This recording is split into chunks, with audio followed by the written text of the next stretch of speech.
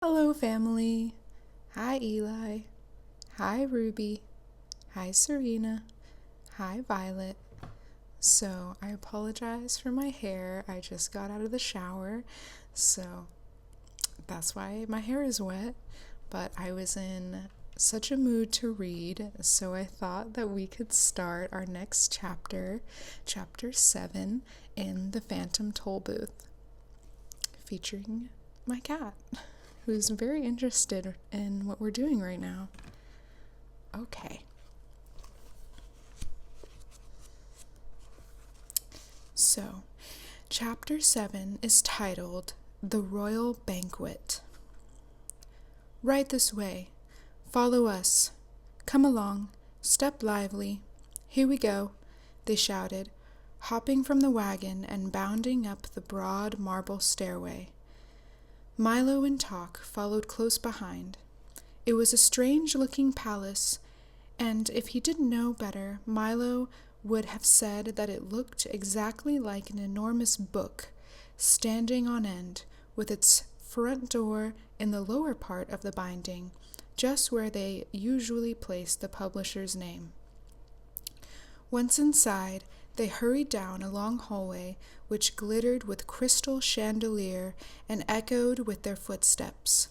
The walls and ceilings were covered with mirrors whose reflections danced dizzily along with them, and the footmen bowed coldly. "We must be terribly late," gasped the Earl nervously as they reached the tall doors of the banquet hall. It was a vast room, full of people loudly talking and arguing. The long table was carefully set with gold plates and linen napkins. An attendant stood behind each chair, and at the center, raised slightly above the others, was a throne covered in crimson cloth. Directly behind, on the wall, was the royal coat of arms, flanked by the flags of Dictionopolis. Milo noticed many of the people he had seen in the marketplace. The letterman was busy explaining to an interested group the history of the W, and off in a corner, the humbug and spelling bee were arguing fiercely about nothing at all. I missed a picture. I guess that's the coat of arms.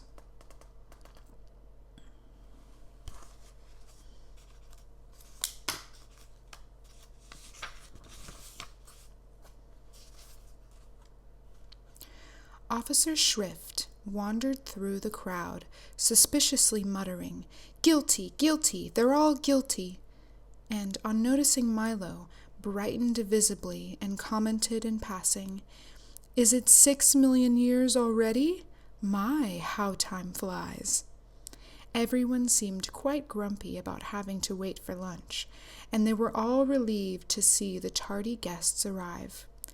"Certainly glad you finally made it, old man," said the humbug, cordially pumping Milo's hand.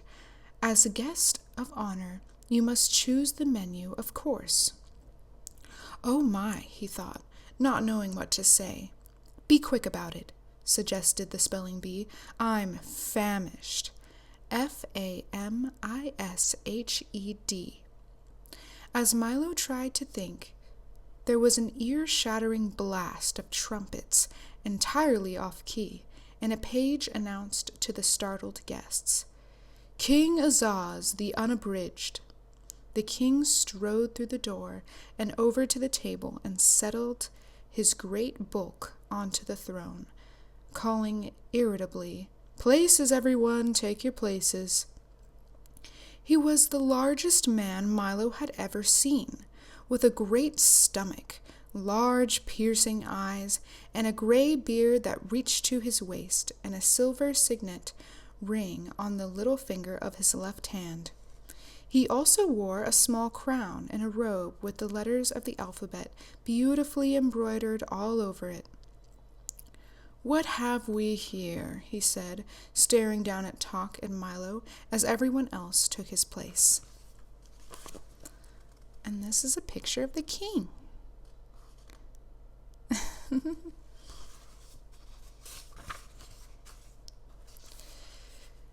If you please, said Milo. My name is Milo, and this is Talk. Thank you very much for inviting us to your banquet, and I think your palace is beautiful. Exquisite, corrected the Duke. Lovely, counseled the minister. Handsome, recommended the Count. Pretty, hinted the Earl. Charming, submitted the Undersecretary. Silence, suggested the King. Now, young man, what can you do to entertain us? Sing songs, tell stories, compose sonnets, juggle plates. Do you do tumbling tricks? Which is it? I can't do any of those things, admitted Milo. What an ordinary little boy, commented the King. Why, my cabinet members can do all sorts of things. The Duke here can make mountains out of molehills. The minister split hairs. The Count make hay while the sun shines. The Earl leaves no stone unturned, and the Undersecretary, he finished ominously, hangs by a thread. Can't you do anything at all? And that's the banquet. Look at Talk. Look at him.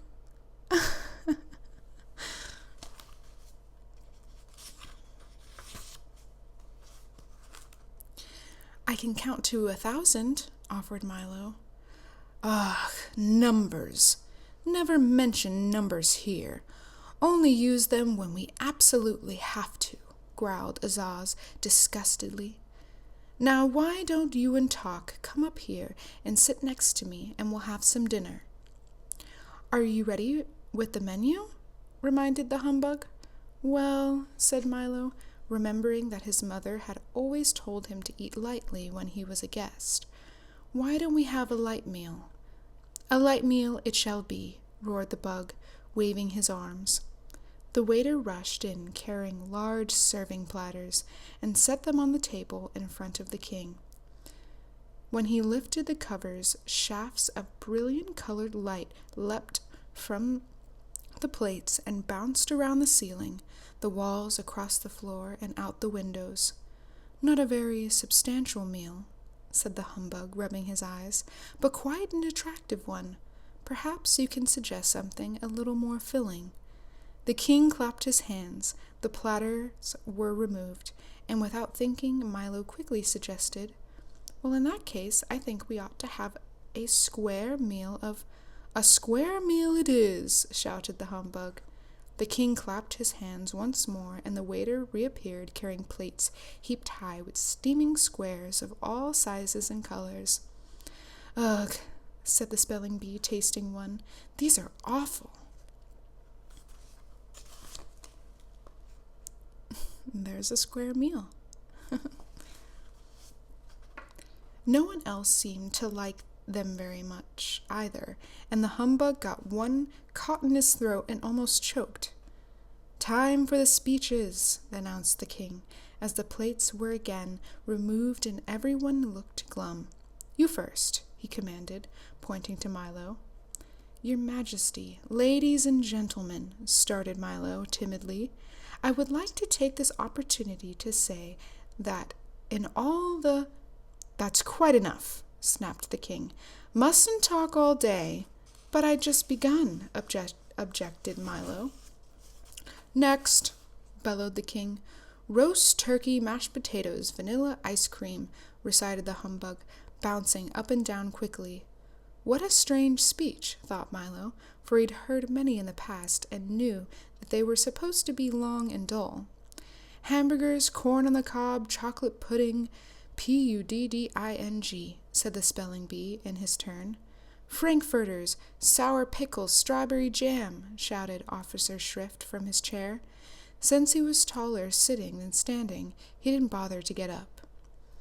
And so down the line it went, with each guest rising briefly, making a short speech, and then resuming his place. When everyone had finished, the King rose. Pâté de foie gras, soupe allong façon sous clos, salade endive, fromagres and fruits and de metas, he said carefully, and clapped his hands again. The waiters reappeared immediately, carrying heavy hot trays, which they set on the table. Each one contained the exact words spoken by the various guests, and they all began to eat immediately with great gusto. "Dig in," said the king, poking Milo with his elbow and looking disapprovingly at his plate. "I can't say that I think much of your choice." "I didn't know that I was going to have to eat my words," objected Milo. Of course, everyone here does," the king grunted. "You should have made a tastier speech." Milo looked around at everyone busily stuffing himself, and then back at his own unappetizing plate. It certainly didn't look worth eating, and he was so very hungry. "Here, try some somersault," suggested the Duke. "It improves the flavor." "Have a rigmarole," offered the Count, passing the bread basket. "Or a ragamuffin," seconded the minister. "Perhaps you'd care for a synonym bun," suggested the Duke. "Why not wait for your just desserts?" mumbled the Earl, indistinctly, his mouth full of food. "How many times must I tell you not to bite off more than you can chew?" snapped the undersecretary, patting the distressed Earl on the back. "In one ear and out the other," scolded the Duke, attempting to stuff one of his words through the Earl's head. "If it isn't one thing, it's another," chided the minister. "Out of the frying pan and into the fire," shouted the Count, burning himself badly. "Well, you don't have to bite my head off," screamed the terrified Earl, and flew at the others in rage. The 5 of them scuffled wildly under the table. "Stop that at once," thundered Azaz, "or I'll banish the lot of you." "Sorry, excuse me, forgive us."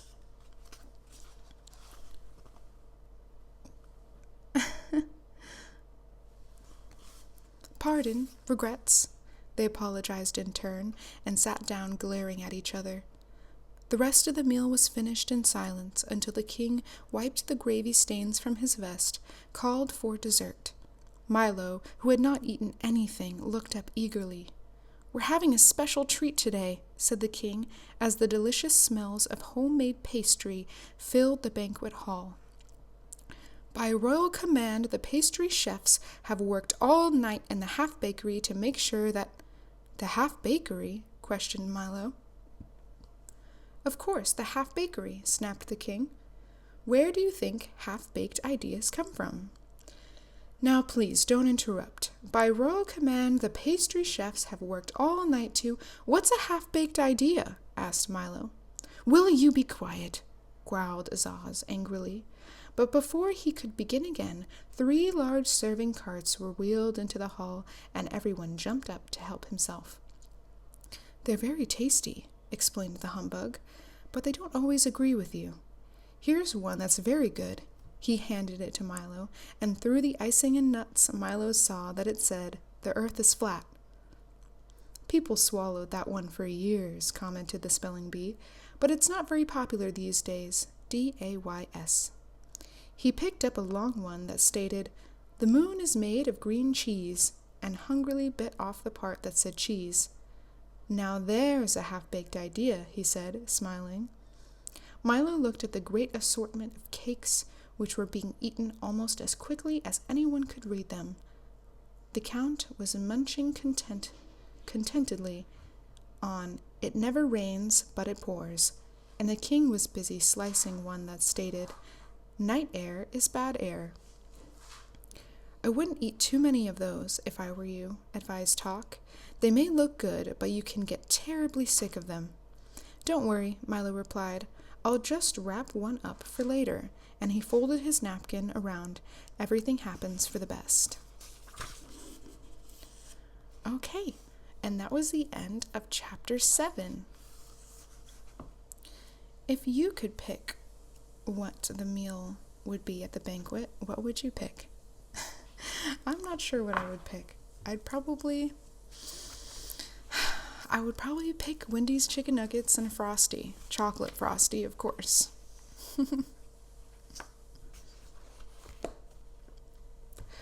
Okay, so yes, that was the end of chapter 7, and I had so much fun reading with you. As always, I love you so very much, and I hope you have a wonderful week. Bye. Till next time.